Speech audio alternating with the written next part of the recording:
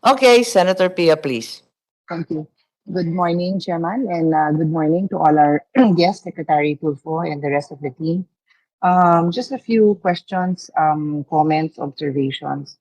Um, I do want to focus on domestic administrative adoption, our new law, but Secretary, I will actually meet with Executive Director Janela Estrada later on, so I won't use the whole time of the committee asking my questions on this. Maybe just to put on record a few things later on. But let me go quickly to disaster response. Um, our law on children's emergency relief protection, it's a law that I sponsored a few years ago. I'm sure you know, prohibits the use of schools as a evacuation center unless it is absolutely necessary because there's no other facility and limited for a 15-day period. DepEd has also issued has an issuance supporting this. Mr. Secretary, would you have a database on the areas that I guess you can start with calamity prone areas that don't have facilities other than the school so that you can prioritize the building of evacuation centers for these areas?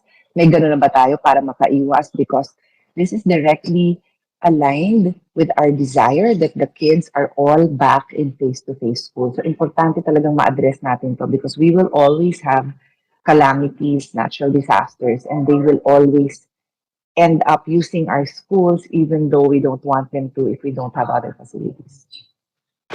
Madam Chair, Your Honor, I definitely agree with you.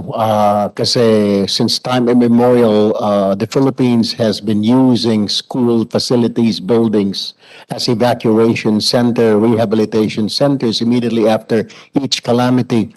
My suggestion with the President, Your Honor, a couple of weeks ago, to build an evacuation center in every a permanent evacuation center in every city, in every municipality, so that during calamities and immediately after calamities, education of the children will not be disrupted because the problem is tapos na po yung bagyo, 1 week na nandoon pa po yung mga evacuees kasi sira pa po yung mga bahay nila, Your Honor. So ang suggestion ko po sa Pangulo ay gumawa po this administration will start yung mga evacuation centers po. Kung hindi po kakayanin lahat ng munisipyo, lahat ng bayan, unahin na po muna bawat probinsya and then bawat cities and municipalities, Madam Chair, Your Honor. That was my suggestion to this administration, Your Honor. Okay, I'm very happy to hear that kasama yan sa priority recommendations niya, Mr. Secretary. If I may just add, the reality of our budget implementation is that hindi naman din na-implement lahat yan agad-agad. No? There are constraints in the utilization of the budget, in the construction. So may I ask you to prioritize? Kayo na magbigay ng listahan kung saan talaga yung areas na dinadagsa, no, paulit-ulit na yan ang high percentage na tinatamaan so that we can prioritize. Can we do that, Mr. Secretary, para pagdating ng budget on the floor, mapakita niyo sa atin yung prioritized area? Madam Chair, Your Honor, we have started doing so. As a matter of fact, I had meetings already with several LGUs. Unahin ko na po dun sa Palawan. I was talking to the Palawan Governor at willing po sila ng isang facility po nila sa likod po ng Kapitolyo na itagamit po aside from ito po yung kanilang warehouse ay doon po sa taas, sa second floor po ay pwede pong gamiting evacuation center. And then meron rin po silang mga ilang bayan po sa Palawan na ginawa po nilang evacuation center talagang purposely built for evacuation po pag calamities. And we will be talking to other LGUs po within the next few weeks para i-coordinate. Willing naman po silang tumulong, Madam Chair and Your Honor, na magtayo. And they agree with me na kailangan talagang mayroong evacuation center ang mga LGUs kasi nahahamper po yung education ng mga bata dahil ginagamit po yung eskwelahan. So, kahit 1 week or 2 weeks na po. May mga areas pa po tayo ngayon na Madam Chair, Your Honor, na wala na po si Carding, nandun po sa eskwelahan po yung mga bata, kaya yung mga tao, kaya hindi pa po nakakapasok sa classroom at nagagamit ng mga bata yung kanilang eskwelahan, Madam Chair, Your Honor. Yes, thank you no for the anecdotal uh, stories on your conversations with the LGUs. Tama, maganda yan, and I appreciate your efforts. Yun nga, but as I said, by the time that we have our budget, baka you can give us a list. Kasi we really want to see all those prioritizations. I know a lot of them will require discussions with the LGUs.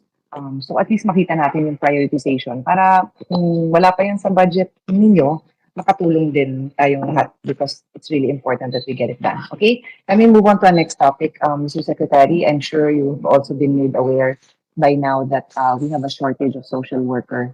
Have you made coordinations with CHED, particularly with CHED on the schools, the supply side, no, on having the enough programs to come up with graduates of social work to be able to fill this very important position?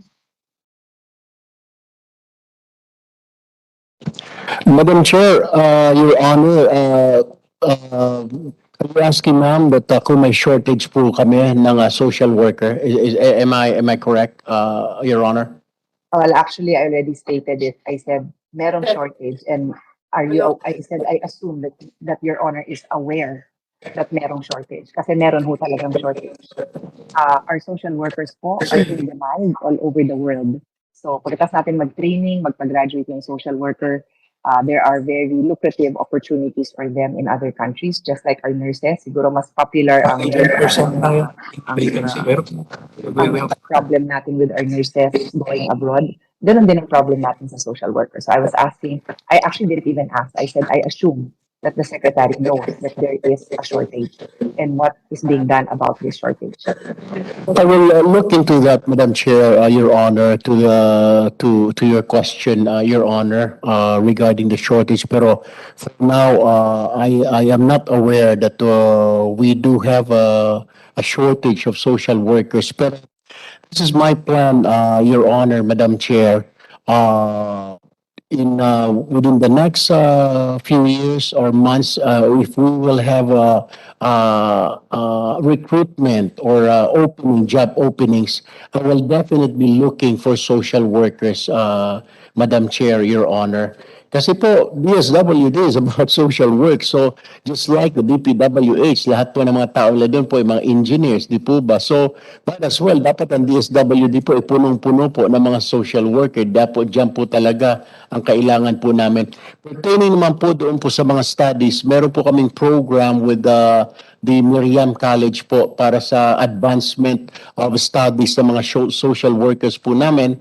Meron po kaming actually 50 na taga-graduate lang na nagtapos po ng masteral sa social work. Of course, sa tulong din po yung ng Miriam College at ng coordination po ng UNICEF and ng DSWD, Madam Chair, Your Honor.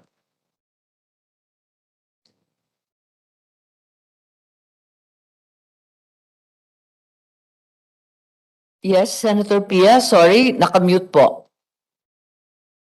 Madam Chairperson, I just want to express no na gugulat naman ako dun sa staff nyo, Mr. Secretary, kasi I recognize that you just assumed office. Wala namang problema yon. Pero nagugulat po ako na hindi nakarating sa inyo, hindi nagparating sa inyo ang staff nyo na napakalaking problema natin ng shortage ng social workers. That's why I phrased my question, I phrased my statement by I assume that the Secretary already knows. So kindly ask your USECs or directors to brief you, sir, kasi hindi naman fair sa inyo, nakakapasok nyo lang, and the work that has to be done, and many of which are required to be done by social workers, hindi magagampanan kasi kulang nga po ang social workers. So, mabigat muna issue to. Maybe, Madam Chair, I can ask for even a 1-minute break for the Secretary to talk to his staff kasi I'm so shocked because itong bagong batas natin, as I mentioned, yung domestic adoption, domestic administrative adoption, palang, wala pa dyan yung iba. required ang social workers dyan. And that's why I even said, my question is if the team was listening carefully, was not even open-ended na what do you intend to do. I even specifically said, have you talked to CHED about the supply of social workers? Ako na nga ho nagbibigay nung opening kasi kahit naman maglagay ho kayo ng maraming positions open for social worker, kung hindi naman tayo, we don't have enough colleges offering that position is not enticing to them, wala namang mag-e-enroll at hindi rin kayo makakahanap ng mag-fill ng position. So may I just ask Madam Chair for a minute suspension so that the Secretary can talk to his team about this. This is so important. So I feel bad na the proper information has not reached the Secretary.